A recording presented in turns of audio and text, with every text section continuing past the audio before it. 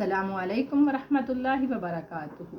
रब्बी शरह ली सदरी वयस्सिर ली अमरी वहलुल उक़दतम मिन लिसानी यफ़क़हू क़ौली। आज जो मेरे पास सवाल आया है वो ये आया है कि जो इंसान जहाँ रहता है उसके हमसाए यानी उनके नेबर्स जो है वो कहाँ तक बनते हैं, जो हकूकुल हमसाया है वो कहाँ तक उसको अदा करने होंगे।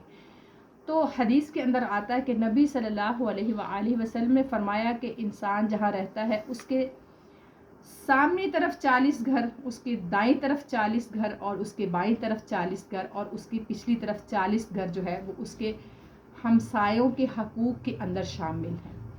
तो आज जो दौर चल रहा है, हमें तो साथ वाले हमसाया में कोई बीमार है, कोई मजबूर है, कोई लावारिस है, हम तो उसको भी नहीं जानते।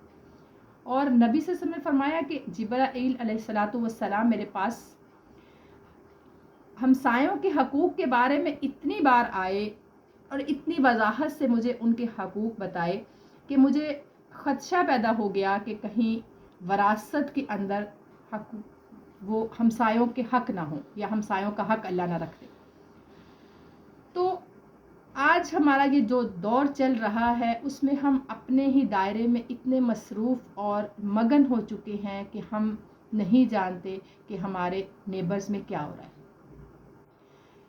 तो अगर एक बेआसरा औरत, यतीम या बेवा औरत या यतीम बच्चे या कोई बेआसरा या लावारिस कोई फैमिली है, तो अगर हम दीन के मुताबिक चलेंगे तो ये 120 घर बनते हैं जो हकूकुल हमसाया में आते हैं।